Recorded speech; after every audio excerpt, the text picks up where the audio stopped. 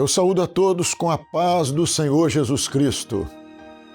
Esse é o programa da Igreja Cristã Maranata, no qual apresentamos uma série de estudos bíblicos do interesse de todos os que querem ter uma experiência, um encontro com Deus. Estamos dando sequência hoje já a uma série de estudos com o tema As Revelações de Jesus Cristo no livro de Apocalipse. Para continuar falando sobre as revelações de Jesus Cristo no livro de Apocalipse, vamos fazer algumas abordagens que vão levar você a se interessar muito mais em conhecer esse livro da Bíblia. Pois falaremos sobre Jesus Cristo no Apocalipse e nos Evangelhos. O tema do nosso estudo são as revelações de Jesus Cristo no livro de Apocalipse, mas nós vamos fazer um link ligando o livro de Apocalipse aos Evangelhos. E vamos ver como que é interessante, como que o texto bíblico de Apocalipse faz uma ligação direta com os Evangelhos. Então nós vamos ler aqui um texto bíblico que fala em Apocalipse 4:7. O primeiro ser vivente, diz lá em Apocalipse 4:7, ele era semelhante a um leão. O segundo ser vivente era semelhante a um bezerro. O terceiro ser vivente, ele tinha o rosto como de um homem. E o quarto ser vivente era semelhante a uma águia voando no céu. Então o propósito do livro de Apocalipse, e a gente percebe isso desde o início do livro, você vai perceber que o livro de Apocalipse ele começa dizendo revelações de Jesus Cristo. Então esse é o propósito do livro de Apocalipse. Muitas vezes as pessoas ficam presas no livro de Apocalipse dos mistérios que contém Apocalipse, nessa ligação de Apocalipse como o tempo do fim, das coisas que vão acontecer. E ele é um livro profético que vai mostrar as coisas que vão acontecer. Mas as pessoas acabam perdendo o principal sentido do livro de Apocalipse, que diz logo no capítulo 1, no verso 1, que são as revelações de Jesus Cristo. Então aqui nesse versículo que nós lemos, ele mostra Jesus Cristo com diferentes aspectos. Eram os seres viventes ali que representavam o Senhor Jesus. Então, em relação com os 4 evangelhos, nós vamos ver que cada ser vivente simboliza um evangelho. Então, são 4 seres viventes e nós temos na Bíblia 4 evangelhos: Mateus, Marcos, Lucas e João. E aqueles 4 seres viventes, cada um com um significado, nós vamos ver que você vai encontrar o primeiro ser vivente simbolizando o leão. Então ele vai falar ali do Evangelho de Mateus, porque o Evangelho de Mateus ele foi escrito para os judeus e ele tem uma preocupação de apresentar Jesus como o rei. Por que ele tem essa preocupação, o Evangelho de Mateus? Porque as pessoas muitas vezes até pensam que os evangelhos eles foram escritos de maneira similar. Mas 4 evangelhos contando a mesma história? Não, não é a mesma história. Você não vai encontrar a mesma história nos evangelhos. Cada um deles tem um propósito.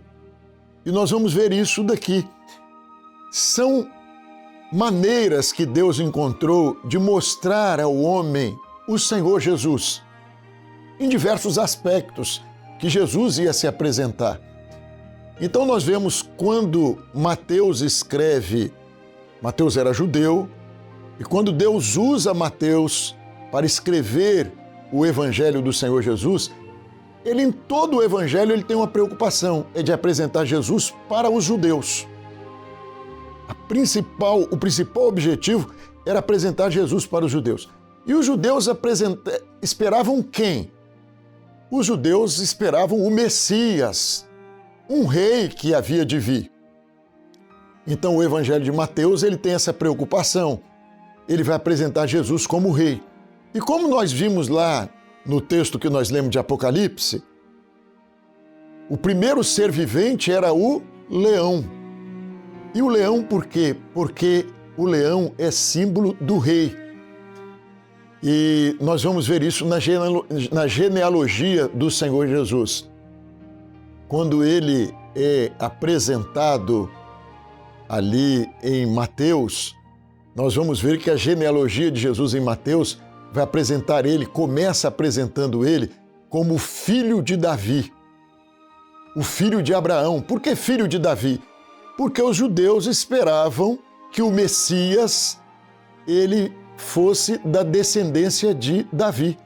E Jesus, ele preenche esse requisito, porque ele é da descendência de Davi. Mas ele deveria ser também da descendência de Abraão. Davi era da descendência de Abraão. Então Jesus, a genealogia de Jesus em Mateus, vai mostrar que ele era filho de Davi e que ele era filho de Abraão. Por quê? Porque os judeus estavam esperando que o Messias fosse da descendência de Abraão e da descendência do rei Davi, porque ele ia ser o rei de Israel. Então nós vemos lá isso já desde a profecia, lá de Gênesis, quando Jacó vai abençoar os seus filhos, Gênesis 49, verso 9 a 10, ele vai dizer: o cetro não se arredará de Judá, até que venha Siló. Então quer dizer, o cetro, o reino, não se afastará de Judá. Por quê? Porque Jesus, ele é da descendência de Davi e ele é descendente de Judá. Ele é o leão, ele é chamado de o leão da tribo de Judá. Então vejam a preocupação de Mateus. A preocupação de Mateus é mostrar: Jesus é o rei que vocês esperavam, ele é o rei que havia de vir. Então, a promessa era que nunca faltaria sucessor no trono de Israel, conforme nós lemos lá em 1 Reis, verso 2, verso 4. Nunca faltará um sucessor no trono de Israel. E Jesus foi esse que veio, porque ele é rei eterno. Então ele reina para sempre, nunca faltará. Na descendência de Davi, ele se completa ali em Jesus. E a palavra de Deus faz essa promessa a Davi. Davi recebeu essa promessa, que nunca faltaria um sucessor para ele. Por quê? Porque Jesus reina eternamente. Então ele é um rei eterno, nunca faltará. Ele está reinando e ele é da descendência de Davi. Então vejam, Mateus está apresentando esse lado de Jesus como rei. Mas a palavra de Deus diz que ele veio e os judeus o rejeitaram. O povo de Israel o rejeitou. Por que rejeitaram? Porque eles esperavam um rei que fosse o libertador. Eles estavam sob o domínio romano e eles esperavam que o Messias viesse como um grande guerreiro, como Davi foi um grande guerreiro. Então eles esperavam esse grande guerreiro que fosse o libertador e que desse a eles vitória sobre o Império Romano, libertasse eles do jugo romano. E Jesus não veio para isso. Jesus veio dizer a eles: o meu reino não é deste mundo. E aí eles tiveram dificuldade de entender e rejeitaram. Não, esse não é o Messias que nós queremos. E eles rejeitaram Jesus como rei. Mas que coisa maravilhosa, que ensino maravilhoso tem para nós. Porque quando eles rejeitaram Jesus como rei, e Jesus foi à cruz do Calvário e morreu na cruz do Calvário, porque eles gritaram: crucifica-o, crucifica-o, e sobre ele estava escrito o Rei dos Judeus, e eles estavam ali gritando: crucifica-o, esse não é o nosso rei. Eles estavam rejeitando Jesus, mas ali estava um grupinho ao pé da cruz, chorando ao pé da cruz, e aquele grupo entendeu a mensagem de Jesus e aceitou Jesus como um rei. Não um rei para esta vida, porque ele não veio nos dar esta vida, mas ele veio nos dar vida eterna. Ele é o Rei da glória, ele é o Senhor dos senhores. Isso é maravilhoso, porque se os judeus não entenderam a mensagem que foi dirigida a eles através do Evangelho de Mateus, nós entendemos a mensagem e encontramos em Jesus, como aquele grupinho que estava ao pé da cruz, nós fizemos dele o nosso Rei e o nosso Senhor. Hoje, Jesus não reina sobre o mundo que aí está. O mundo rejeitou, os romanos rejeitaram, os judeus rejeitaram. Jesus não reina sobre o mundo ainda hoje, mas Jesus reina sobre a sua igreja, porque Ele é o Senhor da igreja. Ele é o Rei da glória, Ele é o Senhor da eternidade, Ele é o Rei dos reis. Para o mundo Ele ainda não é, mas nós fizemos dele o nosso Rei, o nosso Senhor, e Ele reina sobre as nossas vidas, porque nós, como igreja, nós somos súditos do Senhor Jesus. E fica aqui essa primeira palavra daquele que lá em Apocalipse é apresentado como rosto de leão, e em Mateus ele é apresentado como o Rei dos reis, e os judeus o rejeitaram, mas a igreja aceitou como Rei, e Ele reina sobre a sua igreja. Isso é maravilhoso para nós. Ele veio para os que eram seus, mas os seus não o receberam. Mas todos quantos o receberam, deu-lhes o poder de serem feitos filhos de Deus. Então, o Rei está ali em Mateus. Isso é maravilhoso, né? Para nós é um exemplo maravilhoso. Onde está aquele que é nascido, o Rei dos judeus? Nós encontramos lá em Mateus 2:22. Encontramos em Mateus 27:11. És tu o Rei dos judeus? Disse Jesus, tu o dizes. Então aí está bem caracterizado em Mateus que ele era o Rei dos judeus. Eles o rejeitaram, mas nós fizemos dele o nosso Rei e Senhor. E agora, nós vamos ver aquela segunda imagem lá em Apocalipse, que ele tinha rosto de um bezerro. E nós vamos ver no Evangelho de Marcos que Jesus é apresentado como o servo. O bezerro caracteriza esse servo. Se lá em Mateus a genealogia dele ligava ele a Davi, mostrando que ele era o rei, que ele era da tribo de Judá e que ele veio para reinar, aqui o bezerro, ele fala de Jesus como o servo. O bezerro era o boi, na sua força, que era um animal de trabalho, era o animal usado para arar o campo, era o animal usado no moinho, né, para moer o trigo. Ele era o servo. Ele é o tipo daquele que veio para servir. Mas o bezerro também era usado para o sacrifício. E Jesus veio para isso, ele veio para se dar, ele veio para se entregar. Ele, sendo o rei, ele veio para servir o homem. Ele se fez o menor das criaturas. O homem mais indigno, o homem de dores, o homem de trabalho. E ele veio para servir. E o Evangelho de Marcos, ele tem uma preocupação de apresentar Jesus para os romanos. Então, Mateus apresentou para os judeus. Marcos, quando escreveu o Evangelho de Marcos, ele tem a preocupação de apresentar Jesus para o Império Romano, para os romanos. E os romanos, quando falavam dos seus deuses, dos muitos deuses que eles tinham, e até do imperador, eles imaginavam um Deus que era servido pelos homens. Mas agora nós vemos no Evangelho de Marcos Deus sendo apresentado como aquele que veio para servir. Então, se o imperador romano era um rei que era servido, agora Jesus se apresenta como um Deus, não como os deuses romanos, mas como um Deus que veio por amor. E ele veio como servo. Ele veio para trabalhar em favor do homem, para se gastar em favor do homem.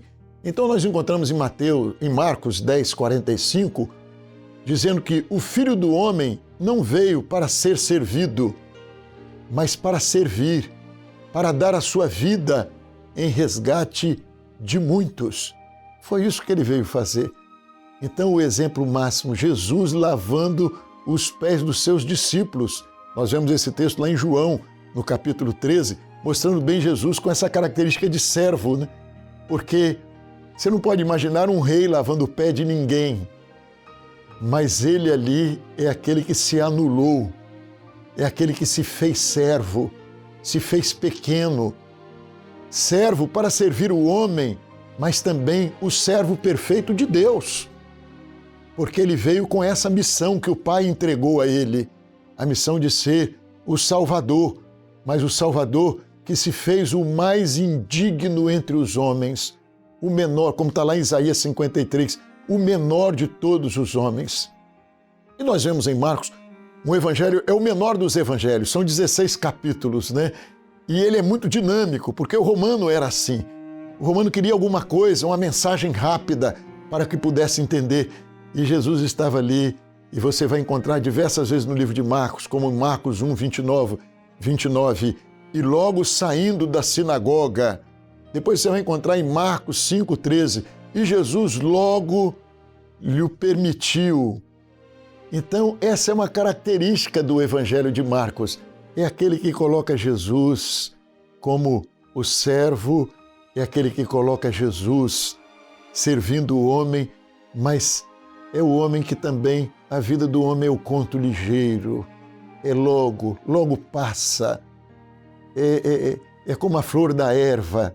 E Jesus, ele vai ter a sua vida ceifada muito cedo. Ele era de quase 33 anos, então é um conto ligeiro, é uma vida que se passa rapidamente, é como a flor da erva, como diz a palavra de Deus, como diz o salmista, que logo desabrocha e logo murcha. Ele veio desse conto ligeiro, a história dele, que logo passou, mas que deixou uma marca tão maravilhosa. E ele diz lá em João 5,17, meu Pai trabalha até agora e eu trabalho também. Então, o servo, o homem, é aquele que veio na forma, como estava lá em Apocalipse, né? O seu rosto ali como o rosto de um bezerro, porque ele veio para servir, ele veio para trabalhar em nosso favor, para se gastar por nós. Então é Jesus, o homem, o rosto de homem, ali o bezerro como homem, aquele que veio para servir. Então nós vemos essa mensagem direta para o homem. E que ensino maravilhoso tem para nós o livro de Marcos, né? Se lá em Mateus nós fizemos dele o nosso Rei e Senhor, aqui nós vemos ele, aquele que se deu por amor a nós, aquele que trabalhou por nós, aquele que tinha noites insônias, sem dormir, nas cavernas, orando por nós, intercedendo por nós, trabalhando pela nossa salvação. Esse é o Senhor Jesus, aquele que é apresentado como bezerro em Apocalipse e apresentado como servo para o Império Romano. E qual a lição que nós tiramos disso? E hoje nós tomamos a posição de Jesus. O apóstolo Paulo diz assim, sede meus imitadores como eu sou de Cristo. E nós aprendemos com ele a servir. A igreja é isso, é servir uns aos outros. É o amor dele que está derramado no nosso coração. Se ele, sendo grande, se fez o menor de todos, nós aprendemos a servir a Deus assim.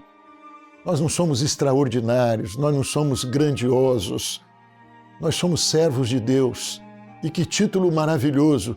Servos de Jesus Cristo. Ele nos ensinou isso.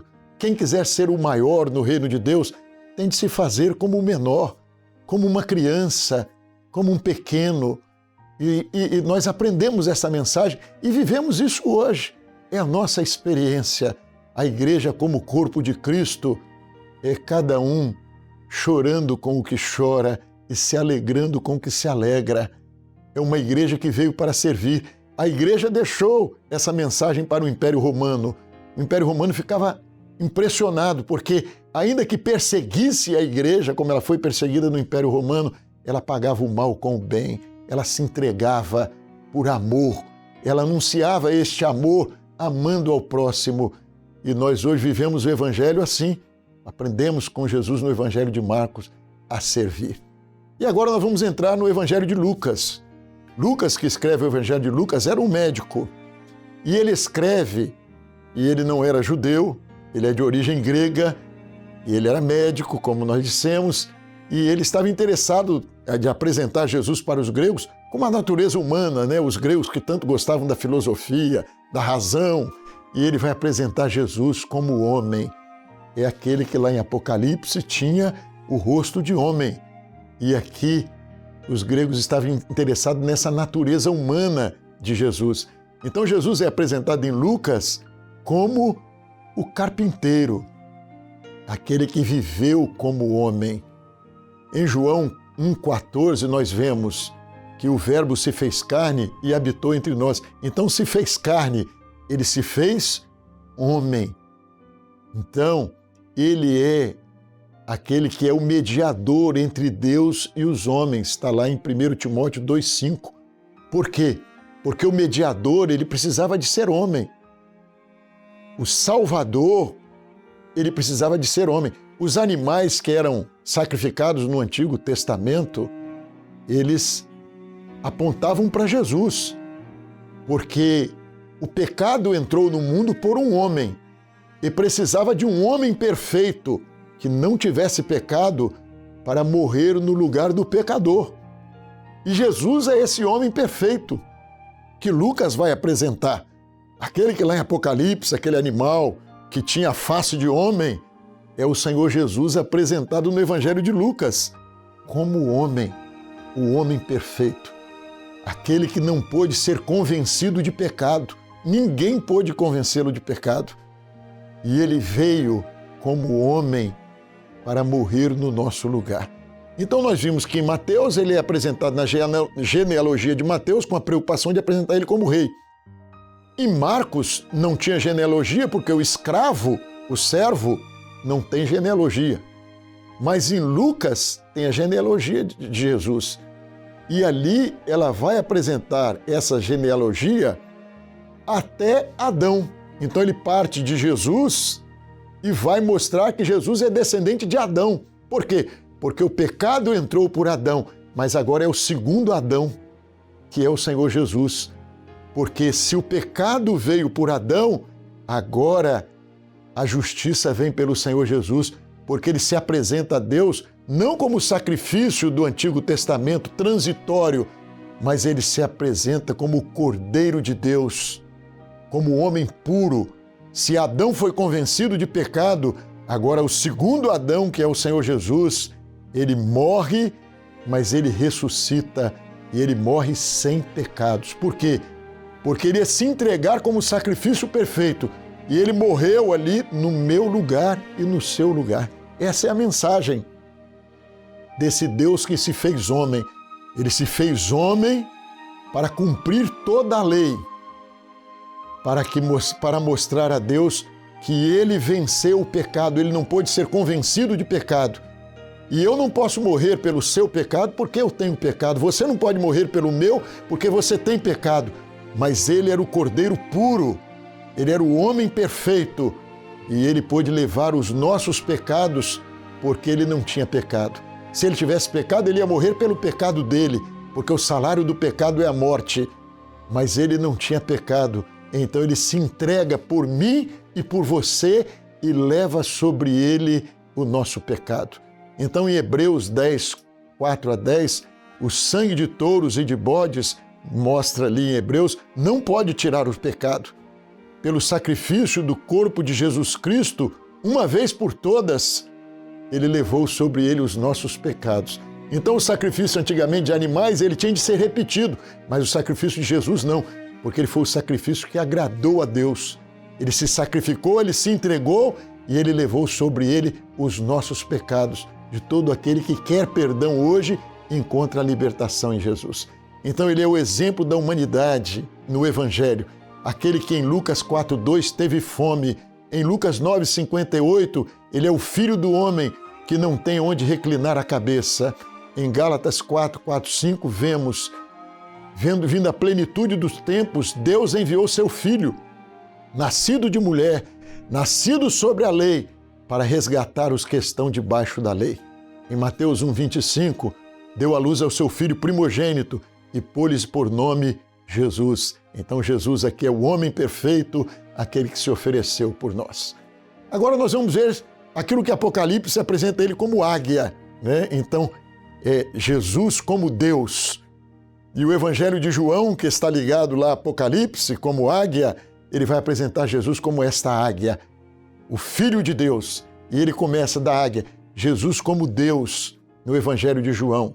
Então a águia é aquela que ergue as suas asas nas alturas, tem uma visão extraordinária, porque Jesus vê todas as coisas, ele é Deus eternamente. E em João você não vai ver genealogia também. Por quê? Porque João já começa dizendo, e o Verbo era Deus, e o Verbo se fez carne e habitou entre nós. Então o Verbo era Deus. O Evangelho de João vai nos apresentar Jesus como este Deus. Então, feito, Hebreus 1,4, feito tanto como mais excelente do que os anjos, João escreve para a igreja, para o mundo, apresentando Jesus como Filho de Deus. Está apresentando para todo o mundo, Jesus é o Filho de Deus. No princípio era o Verbo, e o Verbo estava com Deus, e o Verbo era Deus. João 1,34, este é o Filho de Deus. João 10,30, eu e o Pai somos um. João 11,27, tu és o Cristo, o Filho do Deus vivo.